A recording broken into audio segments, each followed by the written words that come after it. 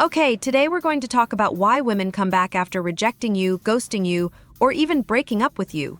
Why do they keep returning? I keep getting asked this question often, Marn, this girl I was dating broke up with me, but now she wants to get back together, or Marn, this woman I liked a lot. We were talking for a while and she rejected me a couple of months ago, but now she's suddenly starting to text me again. Why is this happening? Most men can't make sense of this strange female behavior, so as your wing girl, I'm going to explain to you exactly why she comes back after turning you down and whether you should give her another chance. So pay close attention and keep watching. My name is Marn, and from here on out, I'm going to be your very own personal wing girl. Every week, it's my job to give you the knobs insider info about what women really want versus what they say they want, plus the most effective methods to win over any woman you like. So just hit that subscribe button now so you never miss a video again. Speaking of things that keep coming back, let's introduce you to today's video sponsor. Keeps the product that helps you keep your hair and possibly make some of it come back. Did you know 2 out of 3 guys will experience hair loss by the time they are 35? This is why I am so excited to tell you about today's video sponsor, Keeps, in case you are one of these 2 guys and want to do something about it.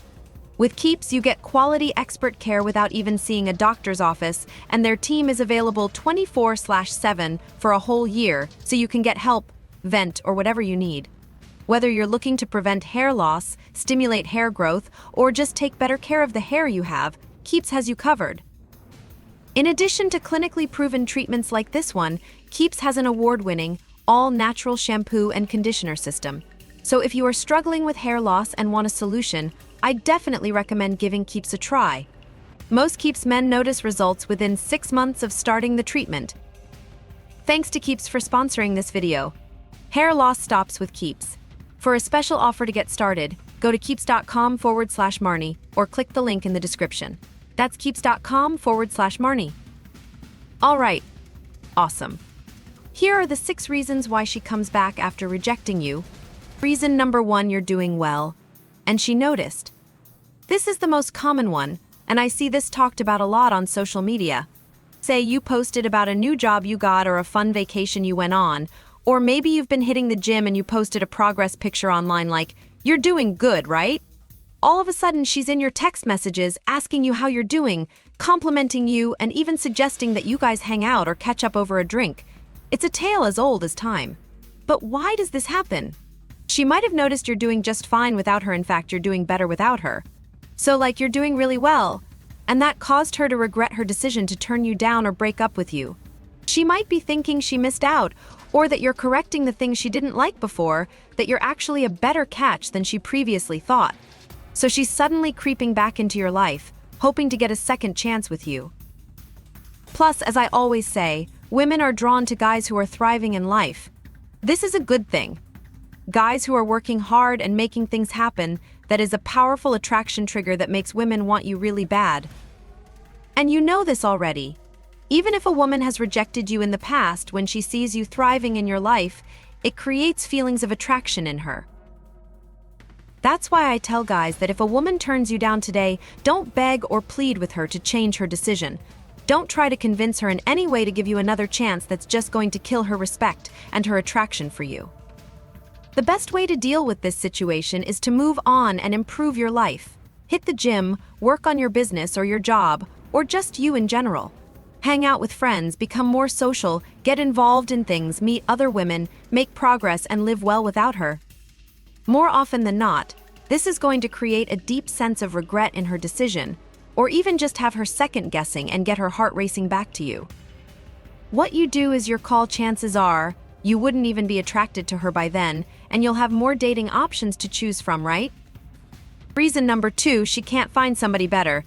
It's human nature to think that the grass is greener on the other side. So many times, a woman might reject you or break up with you because she thinks she can do better. You know, online dating makes you think you have all these options, but then she goes out there and realizes that there isn't someone better for her. It makes her realize your actual worth and causes her to regret it. Then, she comes running back to you, hoping to have that second chance. This happens a lot these days because, as I just said, social media and dating apps have created a comparison culture, and both men and women fall for it. You could be dating an amazing girl, and then you see other people online and think, I have options, I can do better, so you leave that woman, go search for somebody better, only to regret that decision. This is why, when it comes to dating, it's so important to know what you want. This applies to both men and women. If you don't know the type of person you want to be with, the kind of relationship you want to have, and how you want to feel around the person you're with, outside forces like social media will always convince you that there's someone better. Even if you actually find someone better, a few months later, you'll again most likely feel the same way. Knowing what you want also helps you establish boundaries. For example, if a woman does come back to you after she couldn't find somebody better, do you really want to take her back right away? Do you really want to be her second choice?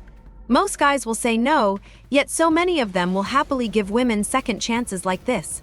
Why? Because they have no real expectations of her, no real boundaries, and really no great thoughts about themselves. As long as she looks hot, she gets a free pass to do anything she wants. You don't want to be that type of guy. Because if you are, women will walk all over you, take you for granted, treat you like a second option, and you'll never find the right woman for you. So it's okay for her to come back, right? It's okay for her to leave to see other options, but she's got to do some work as well to get you back. It's not just, I want you now, and you're like, okay, it's I want you now. Here's why, here's what I've realized, and then she's got to do some work to get you back. Then you can see if you want to open that up again.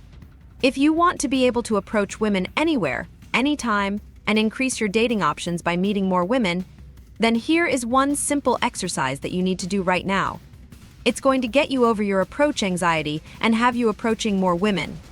My good friend and dating expert, Mark Singh, shared this exercise in a masterclass that he hosted with me recently, and it's so good that I had to share it in this video. Even if you're really shy and inexperienced with women, and you get too nervous whenever you see a cute woman, you can use this technique immediately to become more confident and poised and start approaching any women you like, anywhere, anytime, within the next 2 weeks guaranteed. It's going to teach you how to build up confidence when approaching. So if you'd like to see how you can do this, pay attention and keep watching. My name is Marn, and from here on out, I'm going to be your very own personal wing girl. Every week, it is my job to give you the no BS insider info about what women really want versus what they say they want. So just hit that subscribe button now so that you never miss out on a video again. Okay, so what is this technique that makes it so easy to approach women and get over approach anxiety? Well, in order to explain this technique, we need to agree on one thing first, and that is the number one thing that stops you from approaching a woman is fear, right? Duh. You're afraid of getting rejected, running out of things to say, looking creepy, and getting embarrassed in public, and so on and so on. So, essentially, your brain relates talking to a woman as danger you being in danger. As long as this mental association exists, you'll always get anxious when you see a cute woman. You can even memorize the best opening lines, but when you see a really attractive woman, your nerves are going to kick in, you'll overthink, and ultimately you'll just let her walk away. Right? So, that's why the first step in learning how to approach women is this: to get over approach anxiety, you have to rewire your brain. You need to rewire your brain to feel like it's okay to talk to women you don't know. And how do you pull this off? Okay, it's very simple by showing your brain undeniable proof that it's okay to talk to any woman you see. This is where my friend Mark Singh's NLP technique comes in. He calls it the approach and eject method, and it's got 2 different levels to it. I want you to do 1 level for 1 week, okay? Then progress to level 2 for the next week. That's how you'll get the most out of this exercise and get over this freaking approach anxiety. Let's discuss each level one by one. Here's what you'll do in the first level of the approach and eject method. Go out, walk up to women, and ask a very innocent question.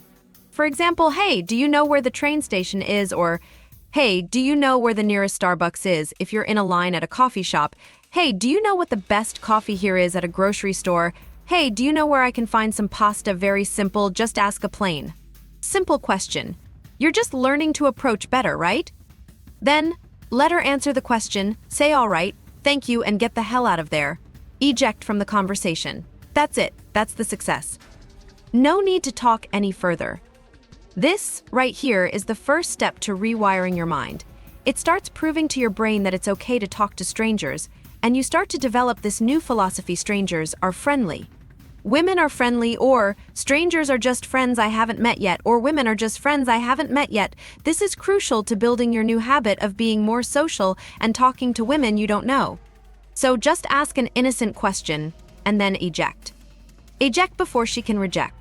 If you do this every day for a week, even just 4 to 5 reps every single day, you will start to reinforce a positive attitude towards talking to women, and these little interactions will serve as reminders that talking to women is completely safe. Now, listen, there are 2 critical elements to keep in mind when approaching women, right? First is your energy, and second is your tonality. Your energy is the kind of mood you're showing when you're talking to somebody, what you're presenting them with. Here's the thing: whenever we meet someone who seems to be in a good mood, who's feeling happy, we leave feeling better for having met them. In other words, the energy you bring to your interactions is contagious. If you're radiating good energy, if you're giving signs of a happy mood, she's going to feel happy having met you. It's just how it happens, even if all you did was ask a simple question, say thank you, and leave. So, good smile, approaching with openness. Having good energy is the #1 thing you need to approach women. Next is your tonality, and this is massive. If you go up to a woman and there's hesitation in your voice and you're speaking softly, you've already lost. She's either going to ignore you, or, she'll answer your question but not think great things. So, be loud. Don't hesitate. Commit to what you're going to say, even if it's just that one question.